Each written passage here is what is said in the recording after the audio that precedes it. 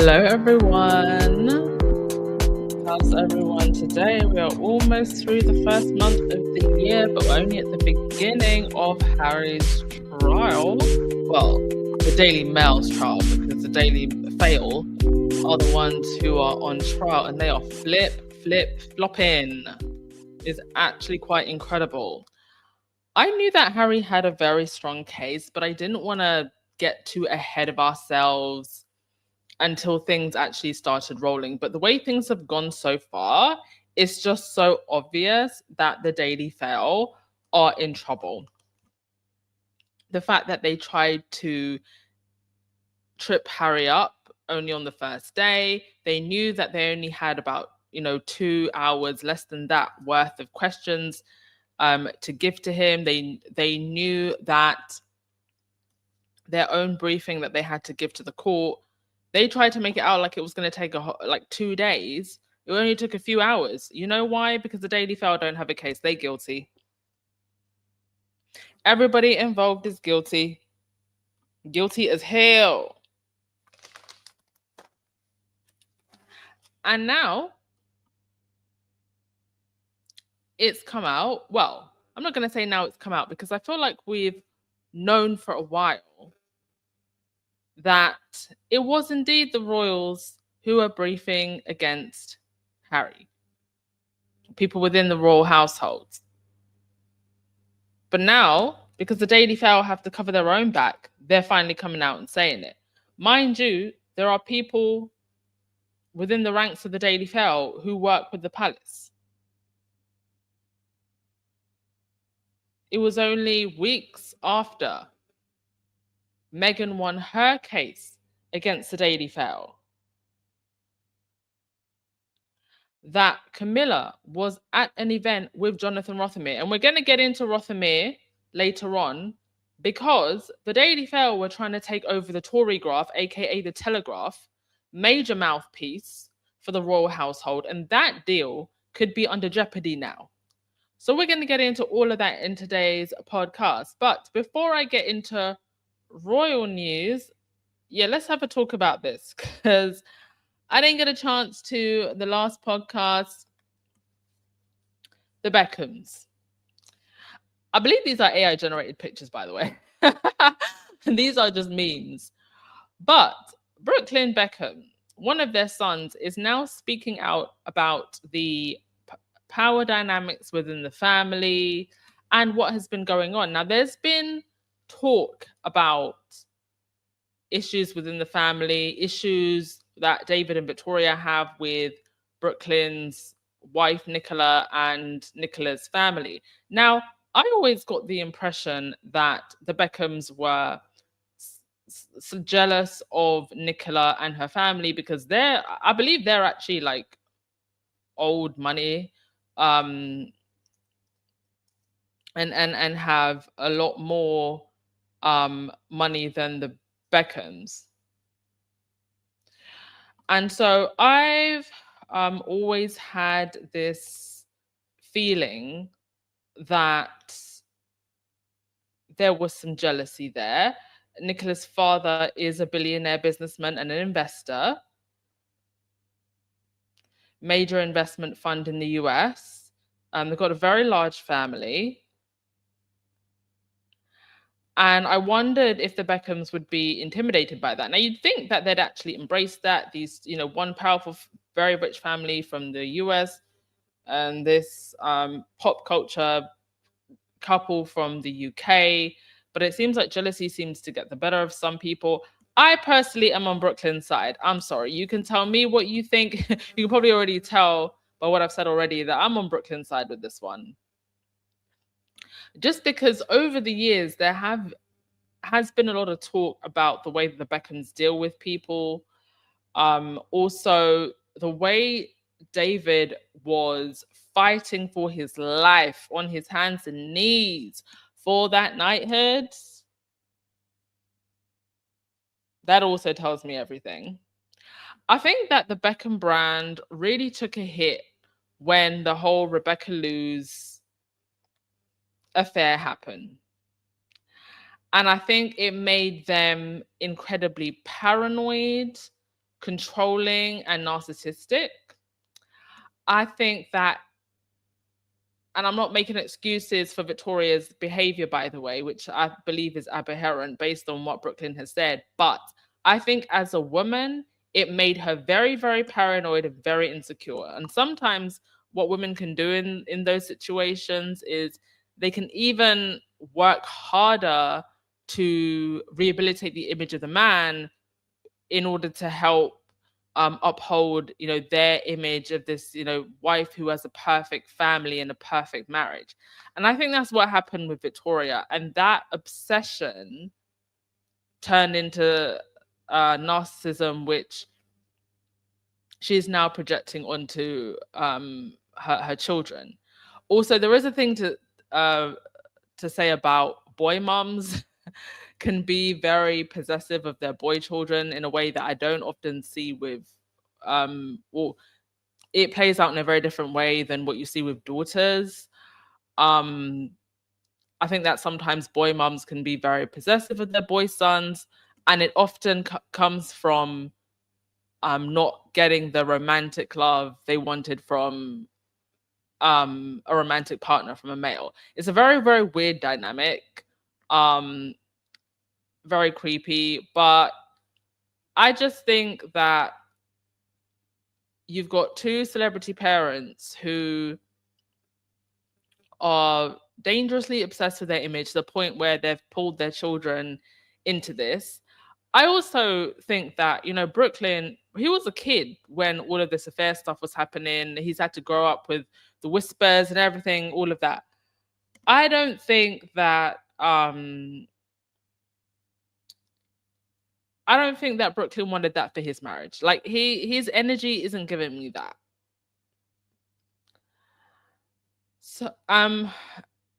So let's have a read of exactly what Brooklyn said. He said, my gosh, it was a whole thing. Give me a sec. Let me just clear my throat and sip some tea before I get into it.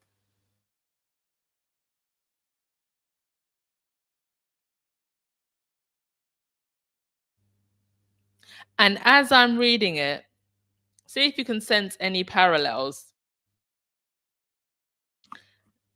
to anyone else we know. He said, I have been silent for years and made every effort to keep these matters private. Unfortunately, my parents and their team have continued to go to the press, leaving me with no choice but to speak for myself and tell the truth about only some of the lies that have been printed. So his parents have been briefing to the press, he claims. Now, I can actually believe this because if you go to the Daily Fail right now, it is absolute mayhem over there. And also, the bots have 100% been released on Twitter.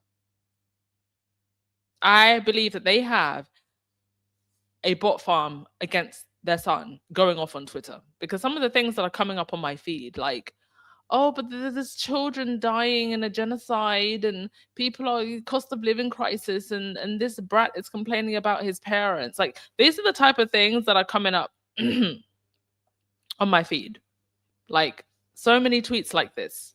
And they don't seem like genuine people talking because most people I've spoken to are on Brooklyn's side here.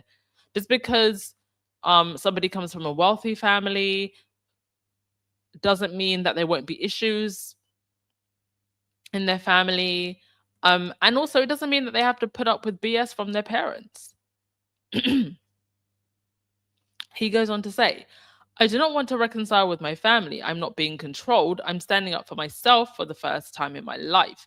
For my entire life, my parents have controlled narratives in the press about our family. The performative social media posts, family events, and inauthentic relationships have been a fixture of life I was born into. Does that sound familiar to you, my squaddy friends?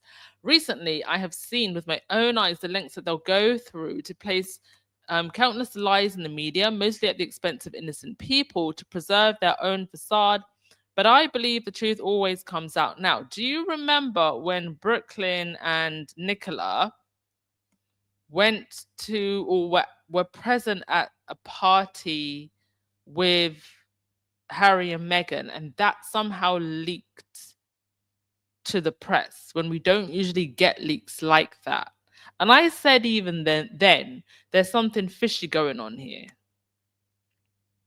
So the night before our wedding, members of my family told me that Nicola was not blood and not family. Since the moment I started standing up for myself and my family, I've received endless attacks from my parents, both privately and publicly, that were sent to the press on their orders. Even my brothers were sent to attack me on social media before they ultimately blocked me out of nowhere last summer. My mum hijacked my first dance with my wife, which had been planned weeks in advance, to a romantic song in front of our 500 wedding guests. Mark Anthony called me to the stage where in the schedule was planned to be my romantic dance with my wife, but instead my mum was waiting to dance with me instead. Oh, Jesus. She danced very inappropriately on me in front of everyone. I've never felt more uncomfortable or humiliated in my life. We wanted to renew our vows so we could create new memories of our wedding day that bring us joy and happiness, not anxiety and embarrassment. So this would explain why they renewed their vows just with Nicola's family. My parents have been trying endlessly to ruin my relationship since before my wedding, and it hasn't stopped. My mum cancelled making Nicola's dress in the 11th hour, despite how excited she was to wear her design, forcing her to urgently find a new dress. Weeks before our big day, my parents repeatedly pressured and attempted to bribe me into signing away the rights to my name, which would have affected me, my wife, and our future children. We were adamant. They were adamant on me signing before my wedding date because then the terms of the deal would be initiated. My holdout affected the payday, and they have never treated me the same since. During the wedding planning, my mum went so far as to call me evil because Nicola and I chose to include my nanny Sandra and Nicola's nanny at our table because they both didn't have their husbands. Both of our parents had their own tables equally adjacent to ours. My wife has been consistently disrespected by my family, no matter how hard we've tried to come together as one. My mum has repeatedly invited women from my past into our lives in ways we were clearly, in ways that were clearly intended to make us both uncomfortable. Despite this, we still traveled to London for my dad's birthday and were rejected for a week as we waited in our hotel room trying to plan quality time with him. He refused all of our attempts. Does that sound like a certain prince and king you know? Unless it was at his big birthday party with 100 guests and cameras in every corner. When he finally agreed to see me, it was under the condition that Nicola wasn't invited. It was a slap in the face. Later, when my family traveled to LA, they refused to see me at all. My family values public promotion and endorsements above all else. Brand Beckham comes first. Family love is decided by how much you post on social media or how quickly you drop everything to show up and pose for a family photo op. Even if it's at the expense of our professional obligations, we've gone out of our way for years to show up and support at every fashion show, every party, and every press activity to show our perfect family. But the one time my wife asked for my mom's support to have displaced dogs during the LA fires, my mom refused. And I'm sure it went on, but I'll just read, just from that you can tell what an absolute nightmare. This just shows you that money and privilege, um, they don't necessarily save you from such family horrors and misery. I think about kids who are part of families that do family content online, influencer marketing online. Now imagine that times 100 when you're in a family like this. And yes, you can see the parallels between this family and our faves. How everything is about how things look, not how things feel. Everything is about the cameras. Everything is about creating a narrative. Are you actually family when everything is for the cameras, when everything is about creating an image and selling a brand? A family cannot be a brand. It just doesn't work like that. It's not how family is meant to work. And even families that do make it work well financially are still horribly dysfunctional. Look at the Kardashians. Incredibly wealthy, yes. Business savvy, many would say. Successful, yes. Dysfunctional, absolutely. Not a way to live. Well done to the young man for standing up for himself. it seems he has chosen a very different path, and also standing up for his partner. Choosing, it would appear, not to be the philandering so and so like his dad. He just wants a peaceful, normal life, or normal as you can have in a family like this.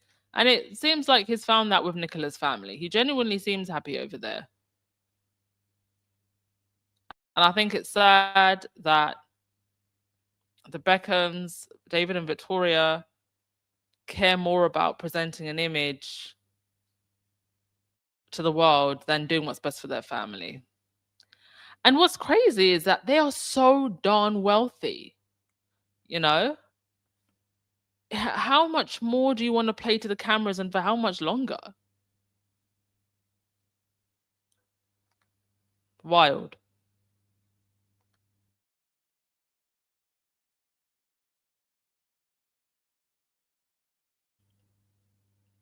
All right, let's read some of your comments and then we will get on to the actual royal news. Okay, but I wanted to cover that.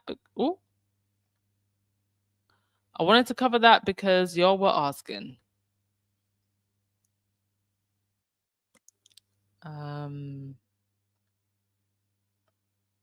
It appears that the British people with money influence spend a lot of time being jealous. Incredible.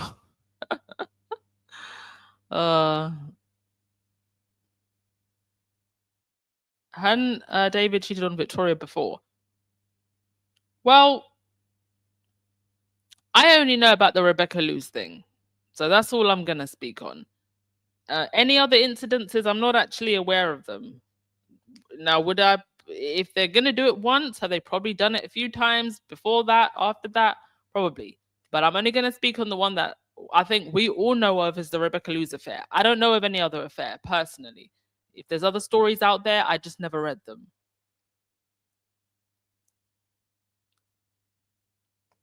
Black Clear, you said they infantilize the boys and compete with the women in their lives. Unfortunately, that does happen. Walter, you said, I believe every word that Brooklyn Beckham has to say. You can't stand Victoria. She's just like Kate.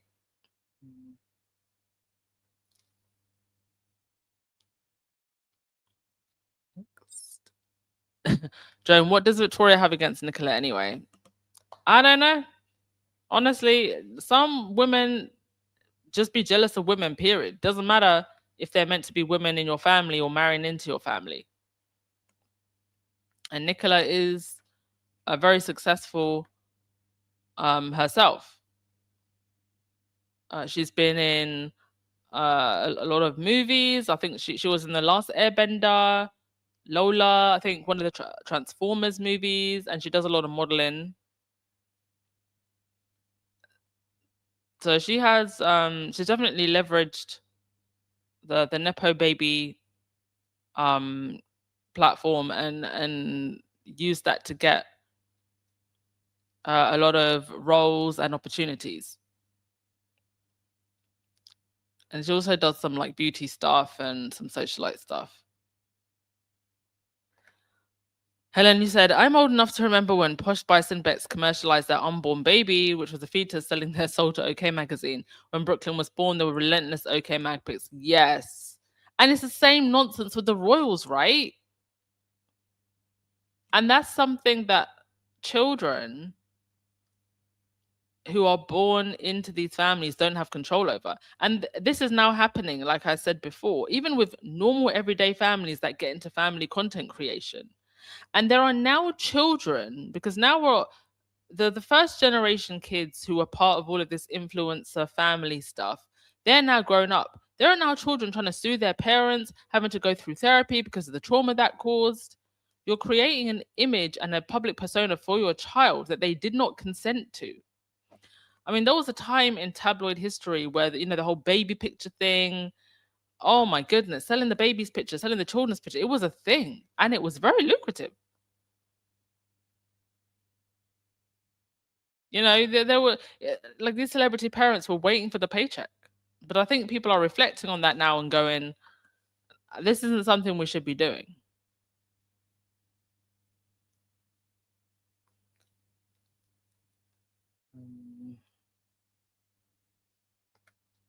Helen, you said, and the issue is the Beckhams think they are an extension of the royal family. I think they probably do. That's why David was so desperate for that knighthood. April Love, you said, I think Victoria is envious of Nicola growing up being so wealthy after deeming herself an identity as posh all this time. She wanted to humiliate her. Maybe that's also part of the jealousy because, yeah, Nicola is literally the child of a billionaire. So she truly grew up posh. But none of that even matters. And that just shows, even as successful as Victoria has become now, she still feels those insecurities and inadequacies of yesteryear. Okay. Hi, Benjamin. I hope you are doing well. Yes, please make sure, everyone, you've got at least some basic prepping stuff for the storms that are coming. I heard the storms are going to be really bad over there. Right, let's get into the royal news. Harry, so we are on day, what day is it? Day 4 or 5 of week 9 of this trial.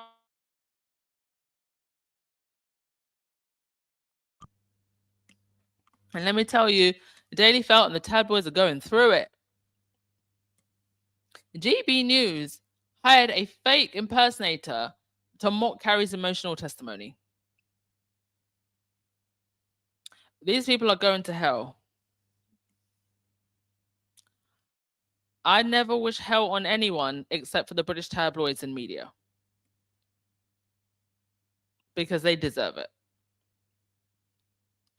Hiring an impersonator to mock a deeply personal moment.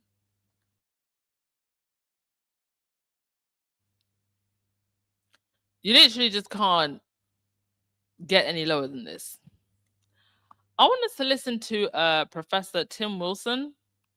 He had a lot to say about this, and I loved everything he said. So let's have a listen. I think this is like a 6-minute clip or something, but there's a lot of wisdom in that 6 minutes. Prince Harry's testimony yesterday and today was not really about phone hacking, blagging, or the granular mechanics of tabloid journalism. That was the legal scaffolding. What the court actually witnessed was a husband finally and publicly drawing a line about his wife and about the pressure that she's been put under. For almost 2 hours he was measured control, occasionally irritated, sometimes defensive. He argued back, he corrected phrasing, he insisted on context, he behaved like a litigant who knows he is being tested not only by a barrister, but by a culture that has already decided what it thinks of him. And then something shifted. It was not when his own childhood was discussed, not when his girlfriends were named again one by one like exhibits, not even when his mother's death was dragged back into the room. It was when he spoke about Meghan. They have made my wife's life an absolute misery. And at that point the performance stopped, the courtroom stopped, the voice cracked, and for the first time in this long legal saga, something uncontestable entered the space, and that was loyalty. And this matters because Prince Harry is often accused of many things, but loyalty is not one of the charges normally laid against him. He is accused of disloyalty to the crown, to tradition, to Britain, to restraint, to silence. And what we saw instead was an almost old-fashioned fidelity, the sort that says, you may do this to me, you may rewrite my past, but you will not do it to my wife without resistance. That line didn't come from strategy. It was not drafted by Sherborne. It was not for the press. It came from a man who has watched the same machinery grind forward again and recognised it too late the first time. The testimony repeatedly returned to the one phrase, open season. Harry rejects the idea that being royal converts a human life into a commercial quarry, and this is where the case becomes philosophically interesting, because the defence leans heavily on a confused notion of public interest. Harry's argument is simpler and frankly stronger. Curiosity is not the same thing as necessity. Entertainment is not accountability, and intrusion is not journalism simply because it sells. When he spoke of his wife, intrusion is not journalism just because it sells. Now tell that to Paul de Cray, former Daily Fail guy, who once literally said, I think he said slander sells the mortgage, or slander pays for the mortgage. something along those lines, basically insinuating that it's the dirty stuff that keeps the ball rolling. And that's their business model. That's why they don't care about truth. That's why they don't care about respecting people's privacy. Public figures have the right to privacy. The only time that right they lose their right is when they're doing things that are criminal. But that goes for any normal person walking the street, not just celebrities.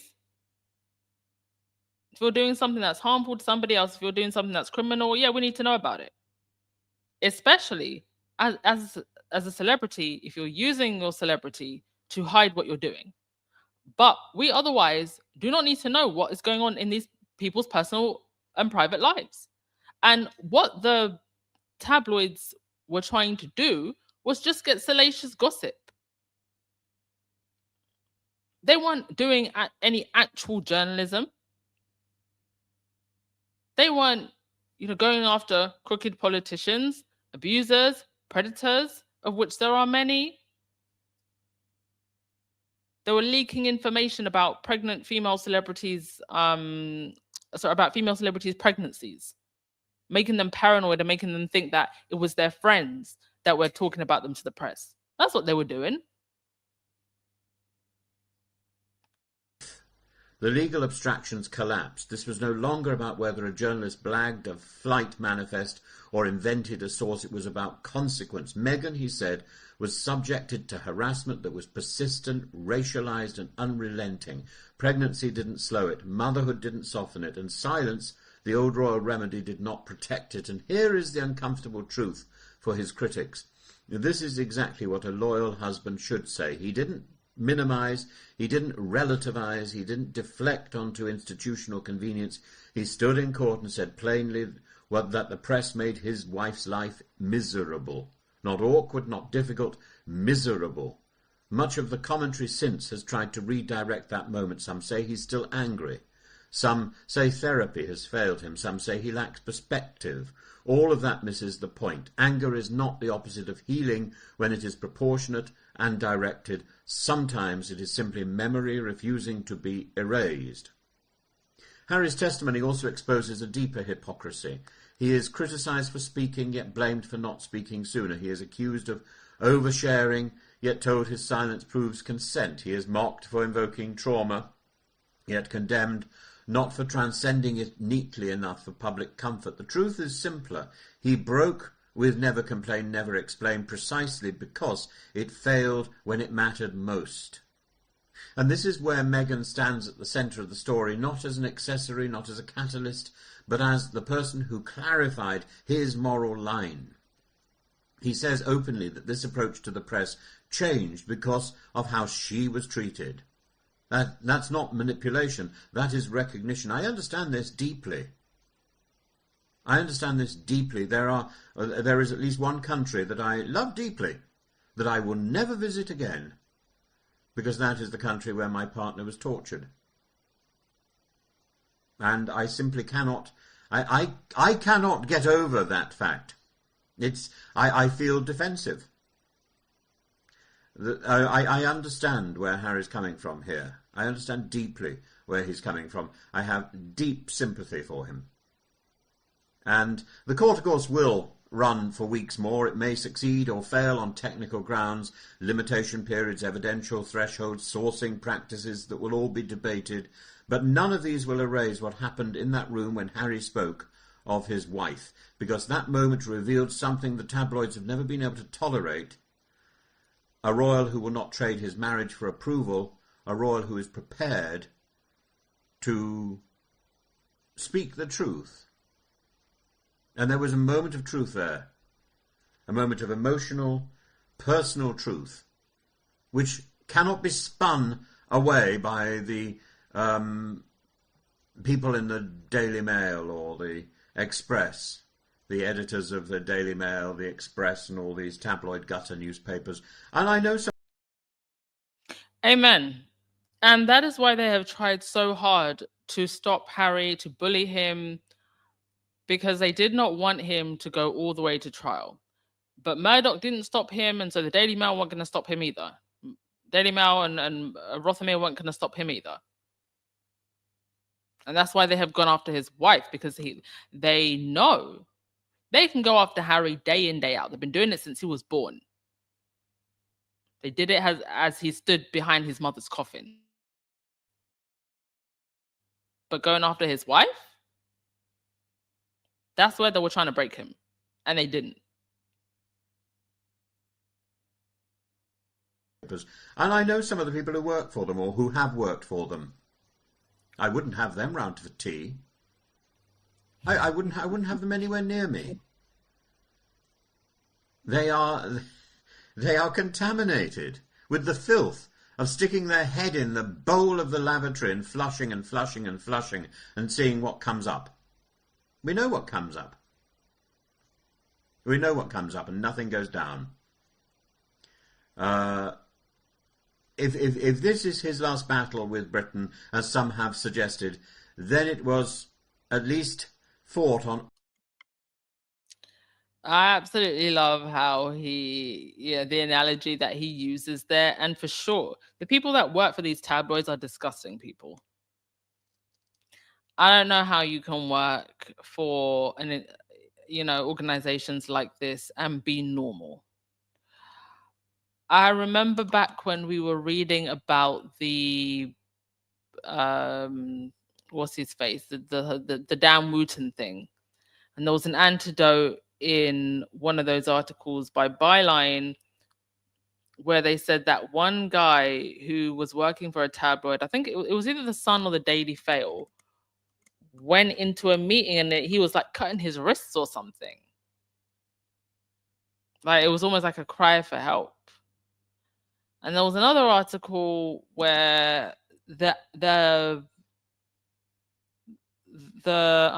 mental health line that they had for staff at one of these tabloids didn't even work. It didn't even work. And why would it work? Because you have to have some kind of personality deficit to have to work for a tabloid like this. Gotta be a snake.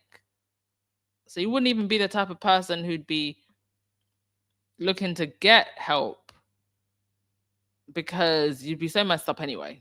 But apparently there's some people maybe with a little bit of a conscience who wanted some help with their mental health working at these tabloids, and the line didn't even work. Tells you everything about these organizations, right? Terrain by Harry. Not for popularity, not for closure, but for the simple proposition that marriage entails protection even when it costs you status. And whatever one thinks of Prince Harry, whatever one thinks of Meghan, that line in court was not petulance, narcissism, or performance. It was fidelity under oath. And that is not a weakness. It is the clearest thing he has said in years, and I salute him. Prince Harry. Amen, Professor Tim Wilson, and I salute you too. So eloquently spoken. Thank you, sir. So brilliantly said. Doesn't listening to him make you want to pick up like a classic book or something? I feel like I need to read a Jane Austen novel now. So brilliantly said, right? I mean, is there anything that I need to add to that? No.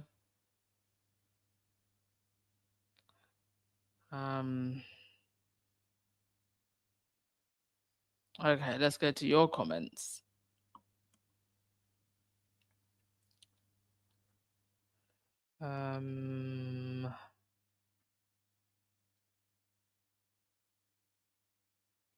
Benjamin, you said, I like Professor's comment. That's when he's not fawning over the royals and longing for days back that will never return.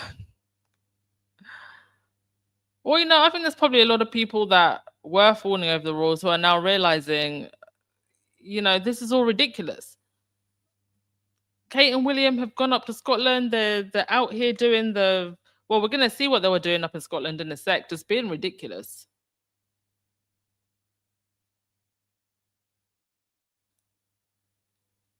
Only to get booed in Scotland. Darlene, am I the only one getting dating site ads on this app? I mean, the ads are based on what the algorithm thinks that you want to see. I don't control the ads. I think the only thing that I removed, well, there are certain things that I can control with ads, and one of that is the type of ads that you get.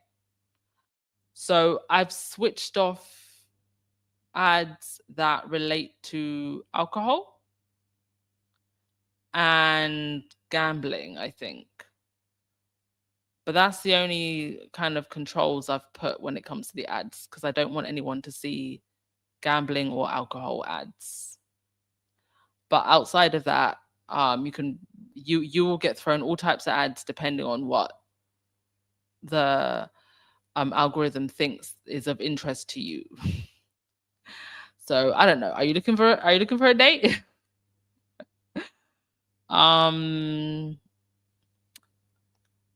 Helen, Professor Wilson can be a wolf in sheep's clothing. Really?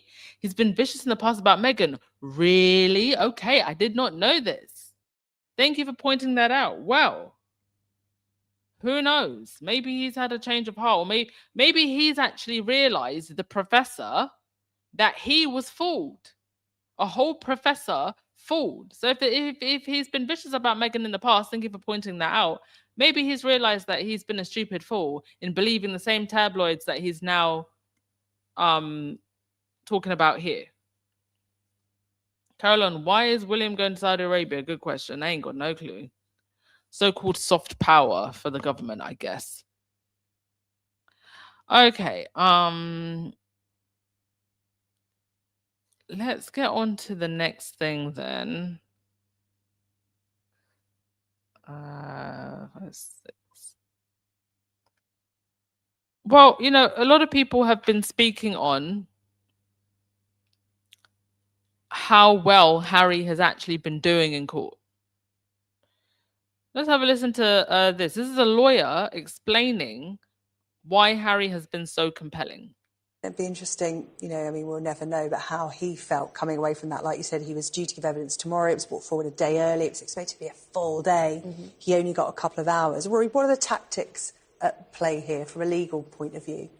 Yeah, it's interesting. A lot has been made of the fact that yesterday Anthony White-Casey for Associated Newspapers was supposed to do opening statements for 2 days, and he only did 2 hours, which pushed Prince Harry into the box a day early. And this is a technique that can be used to try and rattle a witness. And then... But they're stupid as hell if they think that this is going to rattle Harry. Because Harry's been prepared, first of all. Secondly, if they were, meant to be presenting this evidence for 2 days and it only took 2 hours, well, that just tells you that they don't have a case. There's nothing for them to fight with. So how was that meant to rattle Harry? If anything, it just works in his favor.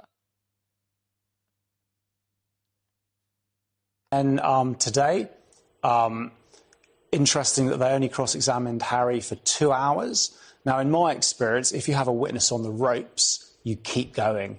He was due to be cross-examined for a day. Well, they can't keep going because what are they asking him? What are they asking him? Because really, the questions should be going the other way. How did y'all find out about this personal information? The only way you could have found out is if you were putting listening devices and hacking phones and this, that, and the third. There's nothing to really question Harry about.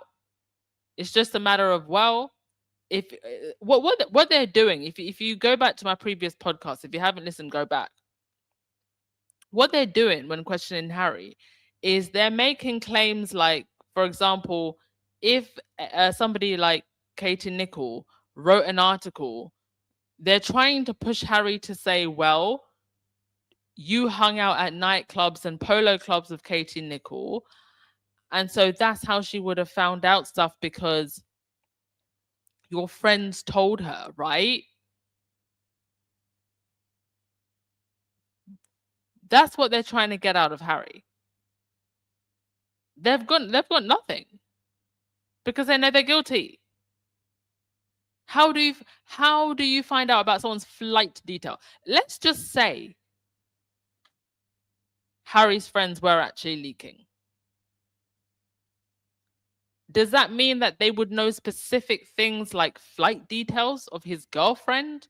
Of course they wouldn't know that. You and I go on holiday all the time. You might tell your friend, oh yeah, I'm going to Spain. Would they know your flight details? Took him out, they pulled him early, because I think Harry was doing well, actually.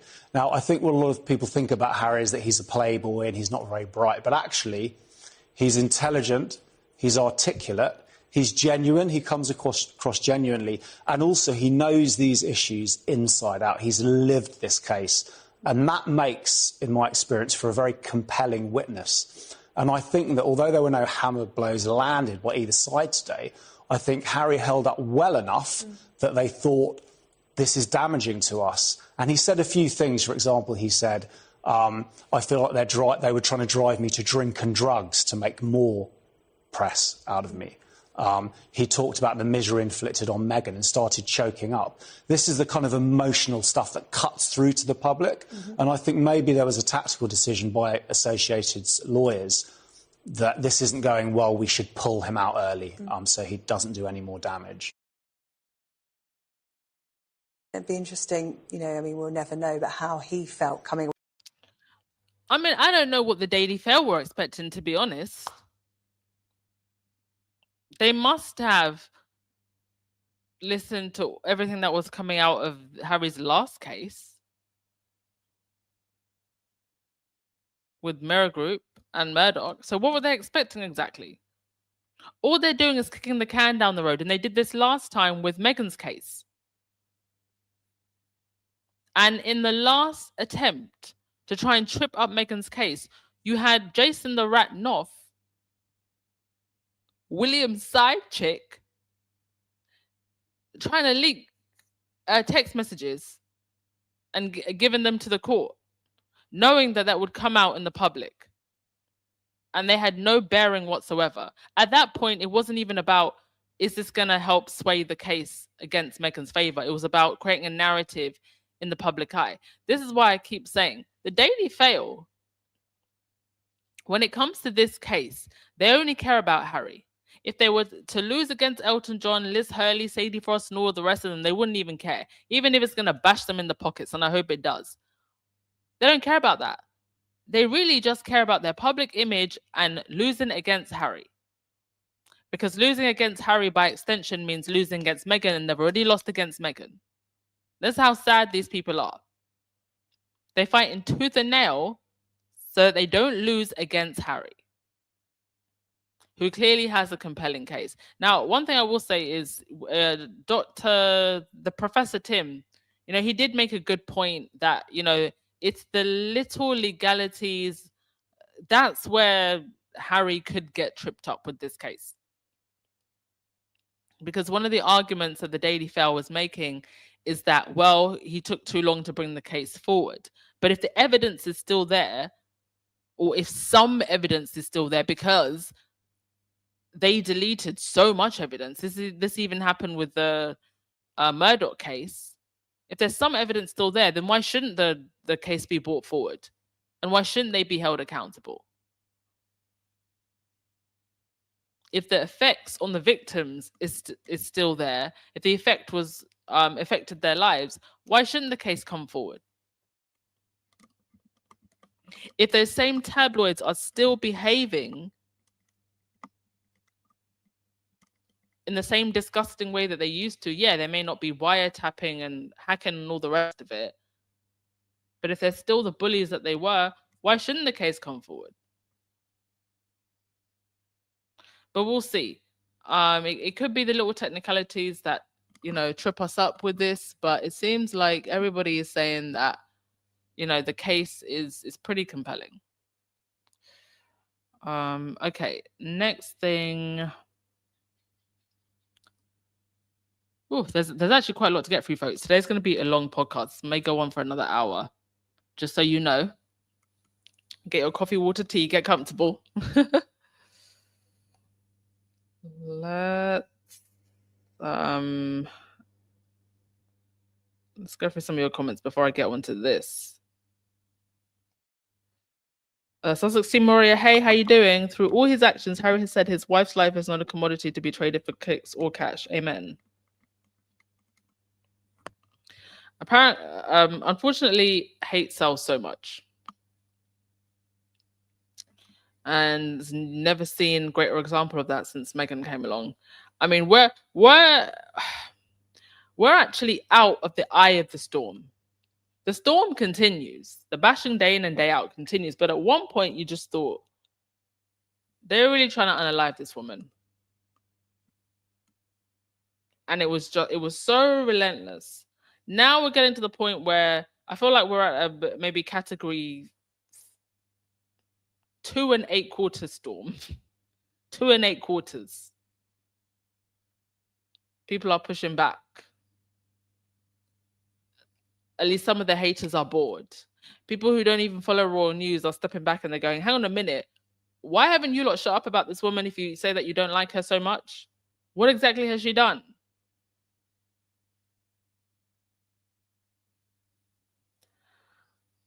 Joan Garcia, you said the Daily Mail and lawyers are really stupid if they thought they would bully and scare Prince Harry. I think Harry has proven time and time again that he will not be bullied. I think Meghan has shown time and time again that still I will rise.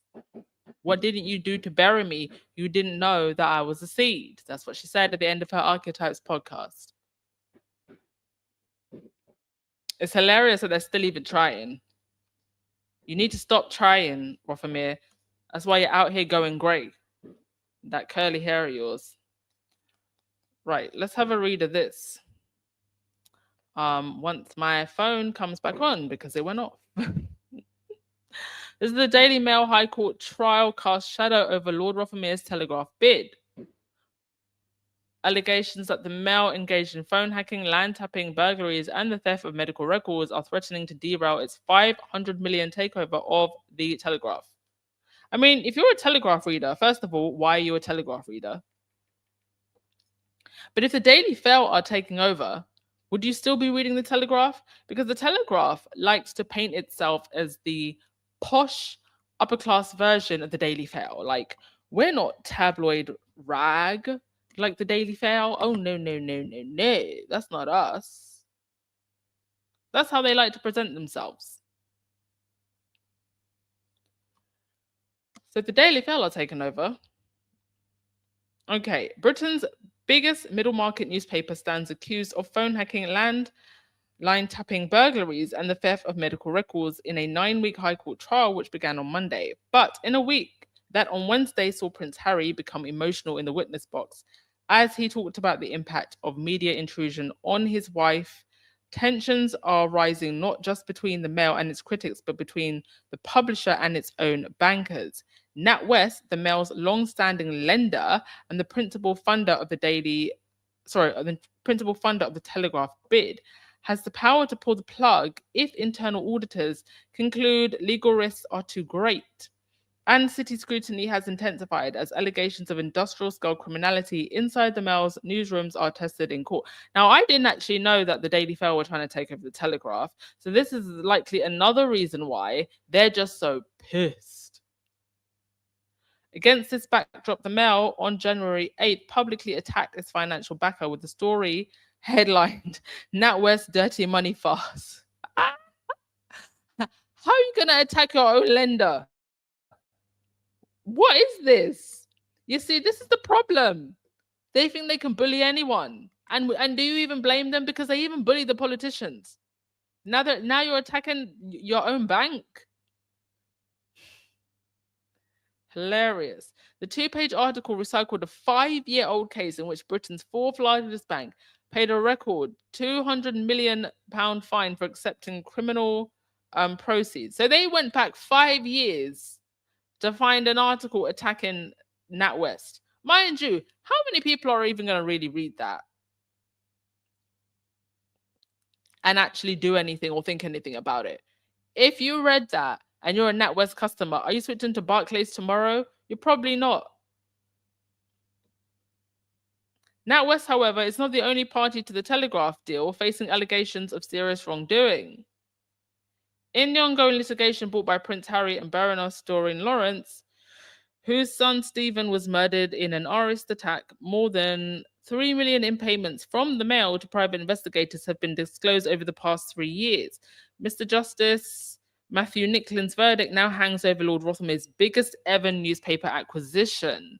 His company, Daily Mail and General Trust, has agreed to assume the debts of Telegraph Media Group's current investor, Redbird IMI, paying 400 million upfront and a further 100 million within 2 years.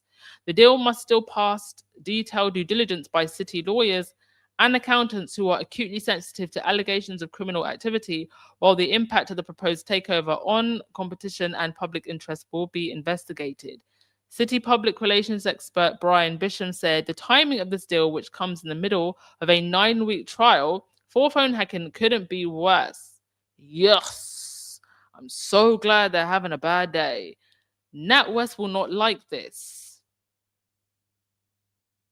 Mr. Basham, who previously gave evidence in a phone hacking trial against the Mirror after warning its then chief executive of a cover-up, added, but it will the liability of future claims, which the bank will be very worried about.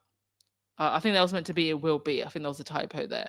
City insiders say NatWest is weighing whether the Mail could survive contingent liability, running as much as 1 billion if hundreds of additional claims are launched. So this is the other thing, right? So they're thinking about this from a financial perspective as well, not just public image, because they may have to pay out so much. The estimate is based on the scale of payouts made by Rupert Murdoch's companies following the news of the world hacking scandal. Shares analyst Paul Scott has reviewed DMGT's accounts and concluded that a 1 billion hit would probably either bankrupt DMGT or at least stretch it to the limit. DMGT has secured a funding package with NatWest, its preferred lender, and has finalized the terms of the transaction. But the city remains wary as litigation approaches, set to begin in just over a week. Y'all, let's say a prayer. May the Lord bankrupt the Daily Mail. Amen. The case has already cost the Mail around 30 million. Good. Despite involving only 7 test claims at the Royal Court of Justice, Associated Newspapers, DMGT's main newspaper subsidiary is defending actions brought by Prince Harry, Baroness Lawrence, Elton John, David Furnish, Liz Hurley, Simon Hughes, and Sadie Frost. Hundreds more potential claimants are waiting in the wings, and the case risks spiraling out of control. And you know what? This is the reason why they were hoping these big celebrities would settle. Because if these big celebrities didn't have the money that they did to come forward, they would have all had to settle. Because if they lose, the payout is just so big. This is why, what's his face? Hugh Grant dropped out. But if these celebrities can win, it opens the doors to the other claimants. Paul Scott warned that the company's options could narrow fast. The Mail could possibly sell off profitable bits like the events business or the digital business, or do savage cost cutting to maximize cash flow. By the way, while we're on the subject of cash flow and money, here you go. Where is it now? Do I not have it on this? Oh yeah, here it is. I just had it on a weird slide. Oh no, it's not on the slide either. Where is it now? Okay, annoying. I don't think I put it on the slide, but what I wanted to show you, if I can get it up on my phone instead, what I wanted to show you was the national newspaper circulations for December 2025. So the Daily Fail, their newspaper circulations were down 2%. The Mirror were down 1.9%. Sunday Mirror down 3.3%. The Express, which farts out 40 articles a day about Meghan, down 1.8%. And the Sunday Express down 3.6%, all down. Now, this is print. And obviously, you know, people are moving more towards digital anyway. But the numbers keep coming down, just so you know. Okay, so parallel phone hacking litigation against Rupert Murdoch and News Group newspapers dragged on for nearly 20 years. The Mirror Group, now Reach, has spent around 200 million over a decade, and the revenue-draining court battle is still ongoing with 61 cases still live. I didn't even know that. And I hope those 61 cases bury the Mirror Group and Reach in litigation. Bury and bankrupt. 61 cases still live and set to be tested at trial, a preliminary issue starting on January 26. More than 400 potential victims of ANL have been identified by the claimants' lawyers. You know what's so crazy about all of this? You know, I'm reading these numbers, more than 400 potential victims. I don't think we ever actually understood the scale of the phone hacking scandal, because the perpetrators were never going to report on the scale fully. The perpetrators being the papers. And that's just what's so crazy about this case. The people that were meant to be giving us truth had the power to hide it. So more than 400 potential victims of ANL have been identified by the claimants' lawyers after evidence was uncovered suggesting they were hacked and blagged by the Mail titles. The claimants alleged phone hacking and other unlawful practices stretching back decades. This is what Harry wants justice for, not just for himself, but justice for the truth. Justice for his country.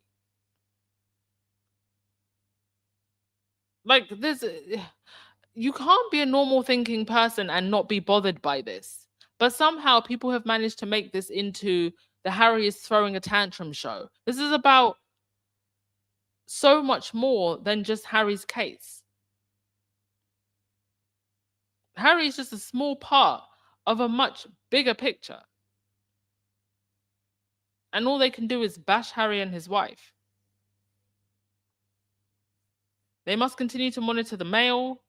This is NatWest. Must continue to monitor the Mail, including the upcoming trial for unusual or unexplained activity, escalate concerns to senior management or the board, and cooperate with regulators and law enforcement.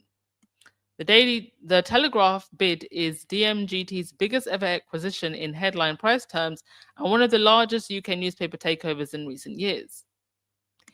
It is nevertheless dwarfed by the Rothermere's family's 800 million take private of DMGT and the 1.4 billion sale of its RMS risk modeling businesses to Moody's. You know, looking at all those numbers, everybody who reads the Daily Fail adds to the fortune of this guy on the screen here. And you got to ask, everything that you read and everything that you listen to, whose benefit is it that you believe what they're saying? To whose benefit is it? It's to this guy and his $1.8 billion fortune. And you all out here kikiing in the comment section of the Daily Fail, hating on Meghan. The most read articles on this ratchet online paper are about Meghan. They are making millions off of being a hate machine. Jonathan Rothermere is making millions, but only because of the demand of the idiots that read that trash. And then you've also got the other person on the screen here, Victoria Newton, editor of The Sun. Now, do we all remember? I wanted to play this as we go into the next segment. I wanted to play this again. Do we all remember Farm Video Gate, when fake William and Kate were sent out? Because the public were seriously out here thinking that Kate had been unalived or was in a coma or something. So they sent out a fake William and Kate. Even TMZ wanted nothing to do with that story. And so that they didn't think that William and Kate in that video were William and Kate. And I don't believe that they were. And it was Victoria Newton from The Sun that helped push that whole fake video and the headline. And this is what Victoria Newton said at the time about Kate and what was going on when she went missing.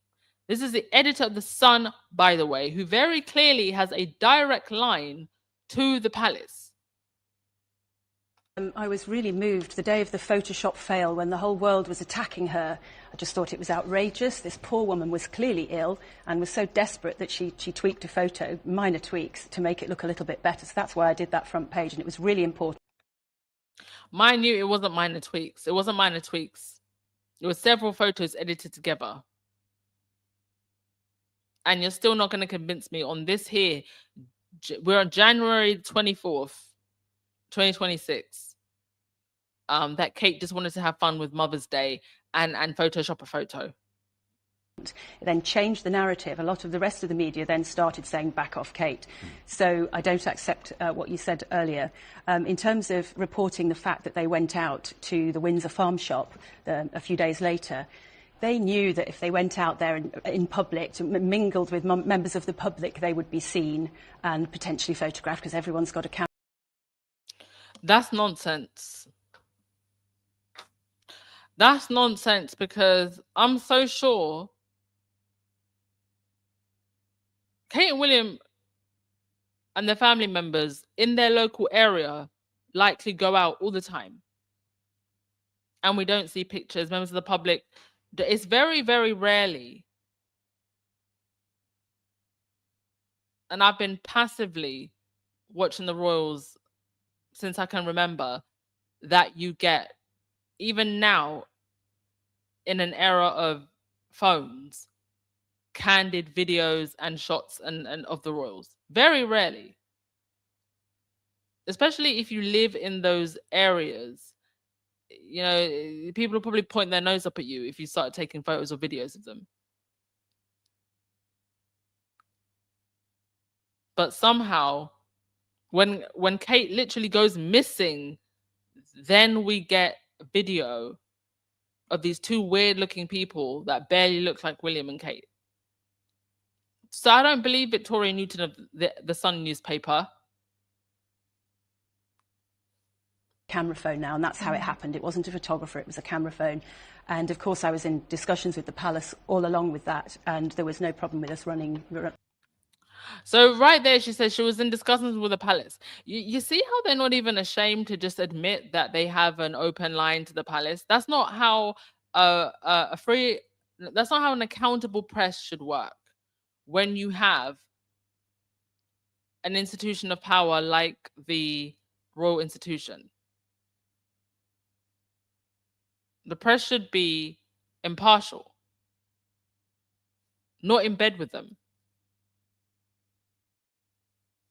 It should be the likes of Victoria Newton, if she was a real journalist, asking,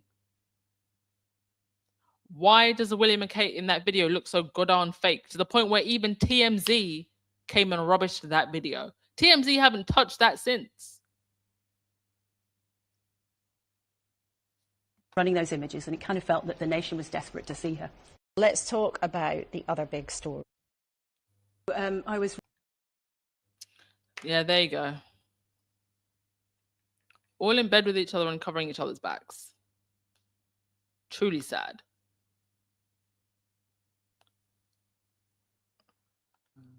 All right, let's get through some comments and then we'll keep it moving.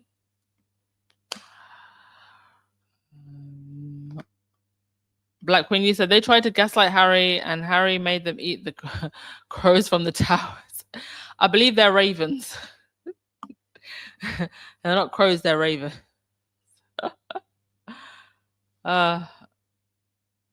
Lottie, you said Meghan has got to be very proud of her husband. Of course, she's always said that her husband loves her indeed.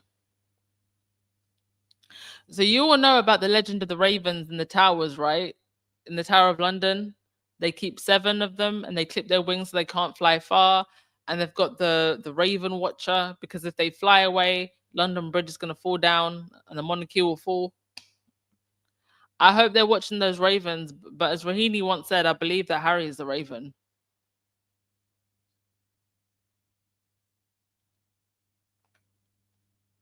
Darlene, you said, I don't understand the process of how the UK courts work. Does his attorney get to examine him after the male's attorney? Wait, does his attorney get to examine his... So I'm not quite sure what you mean by that.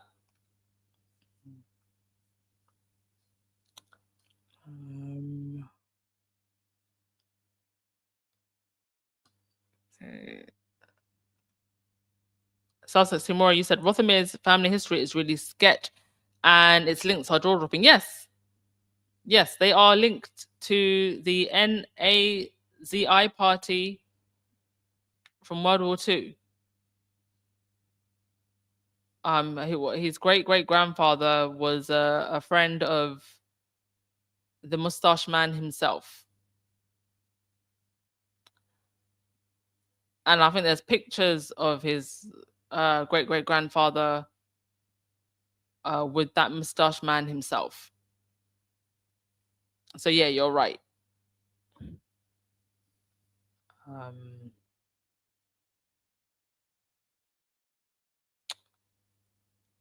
Benjamin, you said, anyone see Kate running to get those flowers? I did.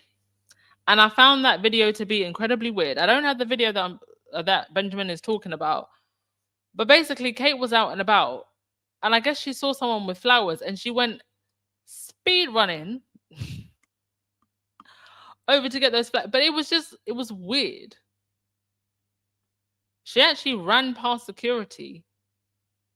And it was just so sudden. And strange.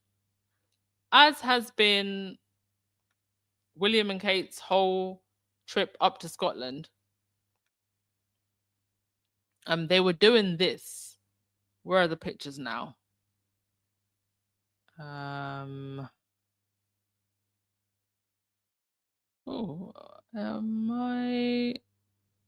the pictures loaded? What's going on? No. Okay, one sec, folks. Maybe the pictures haven't loaded. Give me a sec. I'll try and figure out what's going on. 3, 4, 5, 8. Okay, I think I see what's happened now. Some of the pictures have not loaded. One sec. Let me go back into my slides. What's happened here?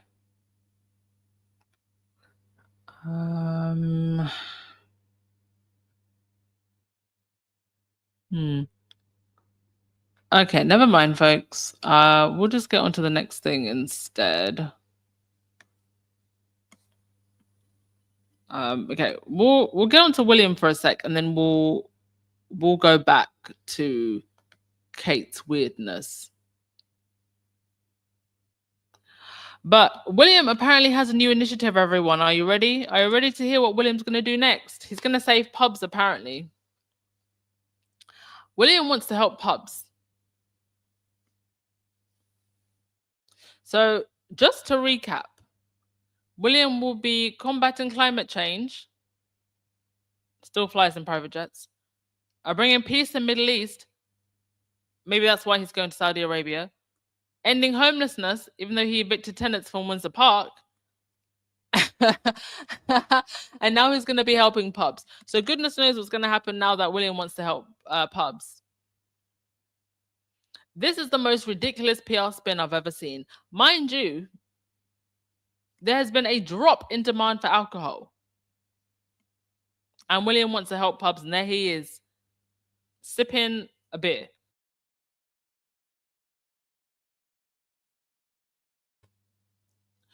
Just as there is a demand in the drop in alcohol. Now, I believe that one thing we need in our society is more third spaces. Positive, uplifting third spaces where people can do positive and uplifting things. I have never really liked pubs. I would never willingly go to one. The only time I ever went to one was a few times. I've been to work drinks, but I've never been a work drinks person. Just went one or twice. You know, maybe you're going out to the country and there's usually like a nice classy pub. I don't mind a good classy pub. in a nice classy area, but pubs are just not my favorite place. I prefer a nice restaurant. You know, I'm bougie like that. I think we need more third spaces, but they don't necessarily have to be pubs. So instead of talking about let me rescue the pubs, how about let's create more positive third spaces where people can do different things, connect, build community? I think that's what we need. There's a reason why people are drinking less. People want to live healthier lifestyles, and so they want to be away from certain areas, maybe also where people do a lot of drinking, like pubs. But here's William talking about, I want to save the pubs. William, who, you know,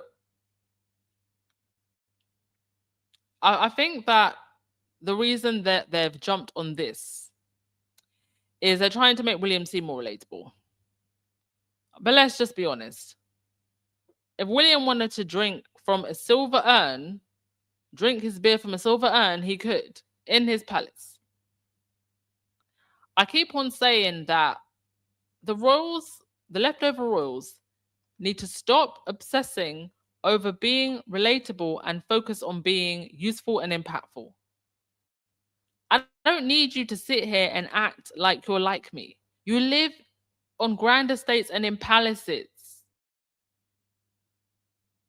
You're nothing like me. Now, what you could do is be useful to me. So William and Kate had a final event in Scotland on Tuesday and had a stop at a community pub. The pub's government name is the Gothenburg, but locals call it the Goth, which is hardcore. William had a half pint of cider and Kate did not drink. William did go on about how much he loves pubs. The elephant in the room is that William loves to drink, not necessarily in pubs, exactly. But at least he's turning his drinking into an actual cause, especially as pubs across the UK are dying. In my opinion, part of the reason why pubs across the UK are dying is because they're just not adapting. Younger people, millennials and Gen Z, are drinking less.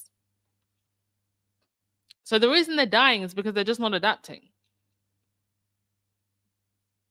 Like the solution is actually quite simple. More options for things like mocktails. There's even alcohol-free beer now. A lot of alcohol-free beer brands doing like more community-based events, things that will bring people together that just don't center around drinking. But William has apparently pledged to help British pubs, describing them as crucial for human contact and the beating hearts of communities. The prince ordered half a pint of cider, said he absolutely loves pubs, which are so important for people to get out and spend time with friends and neighbors. I mean, they can do that in any other ways outside of pubs. Separately, The Telegraph has launched a campaign to save Britain's pubs. Landlords have said that their establishments are on the brink because of rising costs, including business rates changes announced by the budget. The government has said it's working on relief. Well, I mean, isn't that a conversation that William could have with the government? Instead, he's just sitting there and saying, I want to help pubs. How exactly is he going to help? Because right there, you've got a very obvious problem. Cost of rising business rates. So this is the solution here is it's a policy-based solution. That's how the problem is going to get solved. Not by William sitting there with a glass of cider.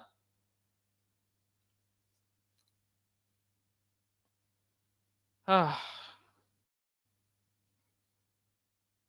think that William... So the article goes on to say, do I also think that William should say less about how much he loves pubs? Yes, I grew up in pubs. Bish, you grew up in Kensington Palace. You grew up in Kensington Palace. Talking about you grew up in pubs. Anyway, that was the pub that William and Kate got heckled outside of, by the way. Oh dear. Guys, it's going to be interesting to see what happens to Britain's pubs now that William wants to save them. Because William wanted to end homelessness, and I'm pretty sure there's still homeless people on the streets of Britain. William wanted to make peace in the Middle East. That still ain't happened. William wanted to save the environment. Honey, the polar bears are still struggling out there in the Arctic. And now he wants to save the pubs. It's like they're just throwing everything and anything at the wall at this point. I'm going to save pubs, he says. I'm going to bring peace, he says. And I'm pretty sure there's other things that I'm just forgetting. Dear oh dear. And now William is apparently going to Saudi. Well, let's have a read of this. And he'll be there for 3 days.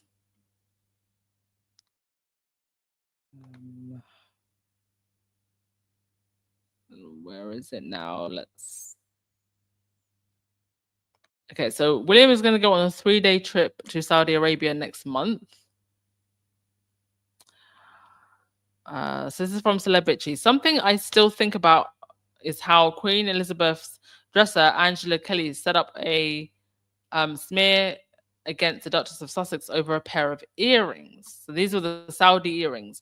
In March of 2018, Saudi Arabia's Crown Prince Mohammed bin Salam visited England, had a meeting with the then Prince Charles and William, and apparently dropped off a pair of diamond earrings for Meghan as a wedding gift.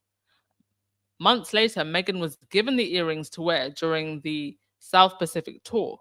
Who gave her the earrings? Angela Kelly, because Kelly was the keeper of the Royal Collection jewels. The earrings never belonged to Meghan, and she only wore them twice. A few years later, royal sources insisted that Meghan had knowingly worn and lied about a pair of earrings given to her by Mohammed bin Salam, and that she made a point of wearing them just weeks after bin Salam ordered the assassination of journalist Jamal Khashoggi. As I said, I think about that particular smear a lot. Well, interesting story. Jamal Khashoggi's family, Prince William is going to visit Saudi Arabia in February. Do you think he will bring home a pair of blood-soaked earrings for Kate? Maybe. William will visit Saudi Arabia next month at the request of the British government. William's visit would come as the countries celebrate growing trade, energy, and investment ties. Well, there you go. So-called soft diplomacy. The trip is due between February 9th and 11th, and it will be William's first visit to the country, official first visit to the country. The UK government has previously raised concern over Saudi Arabia's human rights records, and in 2020 sanctioned 20 Saudi nationals involved in the killing of journalist Jamal Khashoggi. When Qaisama first bin Salam, the Saudi crown prince, he was accused of putting efforts to spur economic growth above human rights concerns. Well, I mean, they're sending William to go and do his soft diplomacy now, so clearly they don't care about that too much.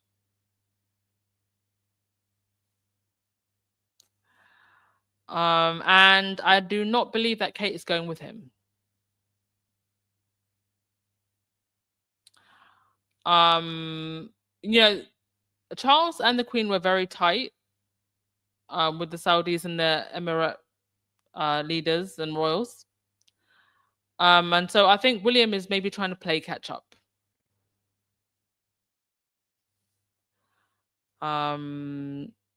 So article says, I assume the Saudis will know what to do with William. After all, the Saudi royals have lazy princelings in their ranks too. It sure was nice that William is going on a big boys trip to Saudi Arabia. I wonder if he'll give back the diamond earrings. But perhaps they only cared about Khashoggi's murder when it came to setting up Meghan. Indeed. So yeah, William is going to go to Saudi and plant another tree in the desert like he did last time in Dubai. Have fun, William. I mean, he's going to get a breather from Kate, so I guess he will have fun. Okay. Give me a sec, folks. Let me go through your comments and then we will. Oh, yes. This is that. Yeah, this is the photo that I was looking for of them. Is this called curling? There's probably someone in their office that went, yeah, make sure you really get that grin in so we can get these pictures out there and distract from Harry. That's what they're thinking when they're out here doing this nonsense. That means absolutely means absolutely nothing to the British people. While Harry is trying to hold the press accountable, William and Kate are doing this.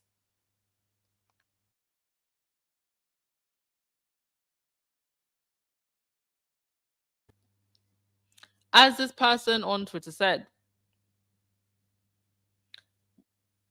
WTF, what is the point of this? How does this serve or benefit the British people? Meanwhile, Prince Harry has sacrificed so much to hold the corrupt British media to account. And Kate with her weird grin and laugh, and William just looking awkward.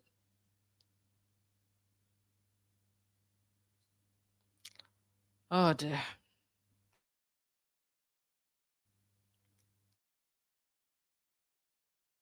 Everyone for streaming into the chat. This is the longest podcast we've done for a while because there was just so much to talk about.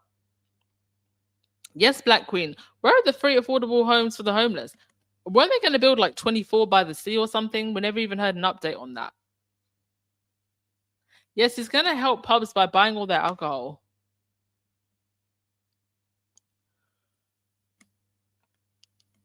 Sadly, William could be truly impactful if he weren't so inept at everything. Well, the thing is, when you have a social class system built around monarchy, they can't ever actually truly be impactful.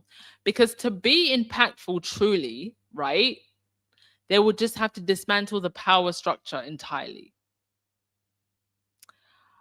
So when I say the royals should stop trying to be likable and relatable and just start to be impactful, try to be impactful, I know that I'm saying that with all the limitations that comes with, because to be impactful would be to dismantle themselves and the power structure that they sit at the top of.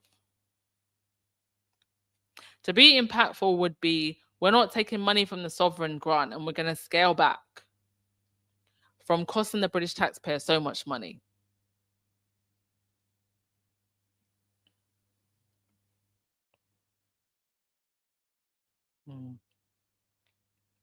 John Garcia, you said William is an empty wagon or empty bucket. It would appear so. Ron, you said he just stopped swaying in public. Now he wants to save pubs. Clearly, he didn't think that through. You know, now that you've said that, Ron, as we know, one thing the royal household and the PR people like to do is project, right? So Camilla, who took part in the abuse of Diana, is apparently an advocate for women who have been abused. Kate and William, who said nothing as their sister-in-law was Essie Idol, are advocates of mental health. Kate, whose own children put their hands over her mouth during public outings, we all remember that incident with Louis, that Kate is apparently a spokesperson for children's development. And William, who we all know likes a beer or two, is now trying to save British pubs. So you see what they do? They try to mask the problem by behaving as if they are spokespeople for the solution. But if you actually pay attention, they're just masking something. So when I see William talking about how he's going to save pubs, and there's talks about how much he likes to, you know, hold a bottle or two or three or four or five, it just makes you wonder, Are those rumors actually true? Where there's smoke, there's fire.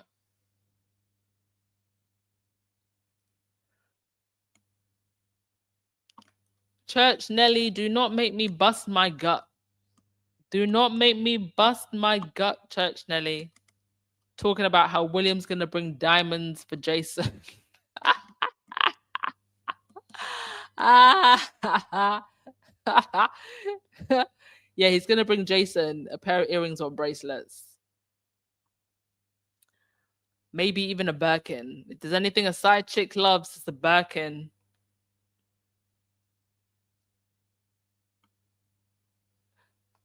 Roseanne, William is going to plant a tree. Is that euphemism for something awful? No, he might actually plant a tree, literally plant a tree in the Saudi desert. He did it when he was in Dubai. I wasn't joking when I said that. William might actually plant a tree. He went all the way to Dubai last time to plant a tree. Were you not here when we had that podcast a few years ago?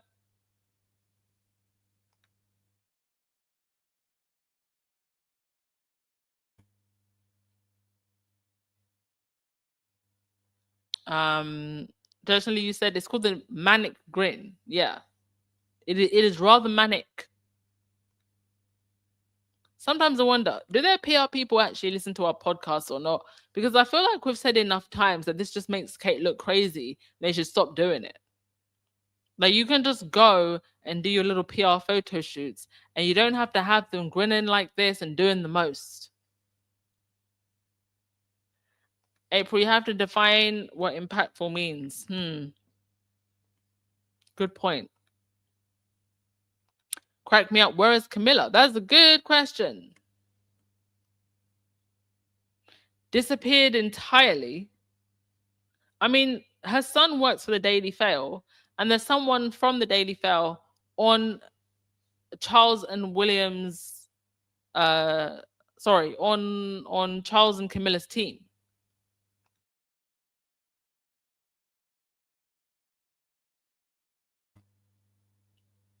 And I think it was just a few days ago we were reading something about how there was someone from the Daily Fail who's now joining William's team.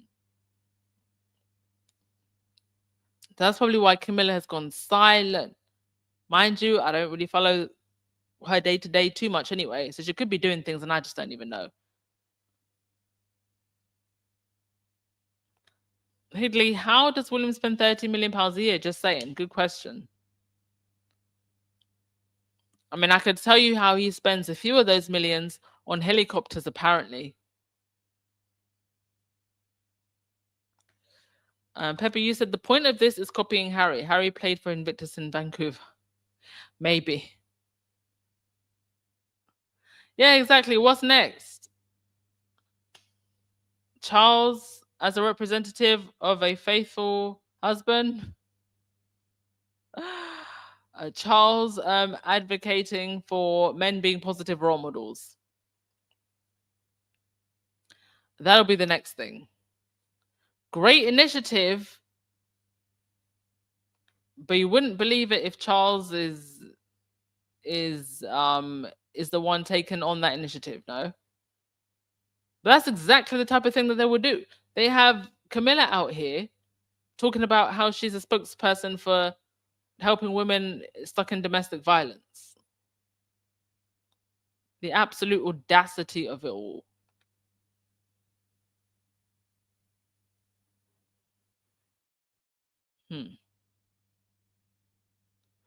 Also, another thing that I didn't mention about Harry's case is he actually showed up in court today, not to be questioned, but just to show up and support the other celebrities.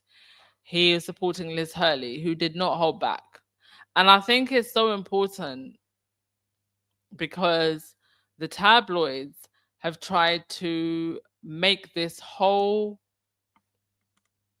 case about Harry. And it's about so much more than that. It's about so much more than even the 5 people that are in the dock this time round. It's about more people who don't have the money that these celebrities do, who could be given a space to do the same. It's about truth. And as Harry said in a statement, you know, even the government doesn't want to help in making the press accountable, because all of those government ministers and politicians are all scared. It's insane. All right. With that, I'm going to end with your comments, folks. Thank you so much for coming along. I know I haven't been too consistent in January, but there's a lot been going on. I'll try and be more consistent in February. Thank you so much, Legs. You said, so she can go here, but not Earthflop. Yeah, exactly. Kate can go for trips to Scotland to avoid Harry with William, but she can't go to Earthflop. She can't go for other overseas tours with William. What does that tell you? They're kicking the can down the road, Legs. Thank you so much for the super chat. FYI, January and February are awful months for creators. So all of your extra donations are really, really, really appreciated. Thank you so much to all of the members. And just you guys for showing up. That helps too. But your extra donations help also. Yes, you remember the Planting Tree podcast now? Aha.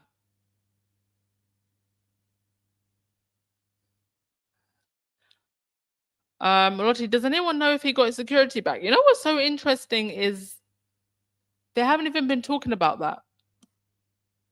No one in the press has been talking about that. Isn't that interesting? He has his own security, the same guy that's been with him since he was younger.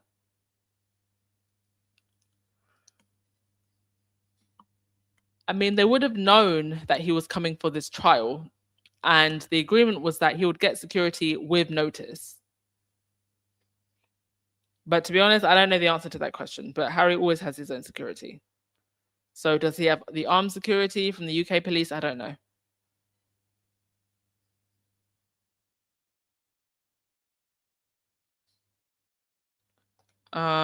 Sean, you said the fake laughing gets me. Why? I agree. They centered the case around Harry. Yeah, exactly. They're centering it around Harry because they don't want people paying attention to the other cases, and that's why it's so good that Harry has shown up to support.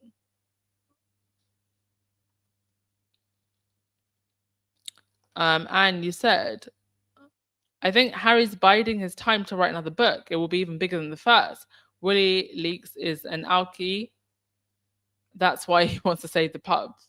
He's one of the posh lads. Well, allegedly, for the lawyers listening, that's what the streets be saying. We don't know for sure. But I did always find it interesting that Harry decided in Spare. Remember that little antidote he gave us in Spare? About William's wedding and how William smelled of alcohol? Remember that?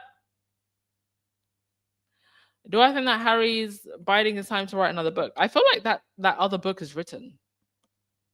I feel like it's actually already written.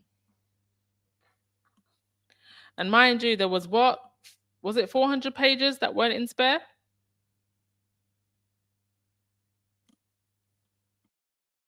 That book's already written, if you ask me. All right, folks, I am indeed going to end there. I need to go to sleep. I appreciate you all. Please hit that like button, subscribe button on your way out. And links in the description box and in the pinned comment if you would like to donate. Really, really appreciate it and appreciate you. Enjoy the rest of your day, folks. Ciao.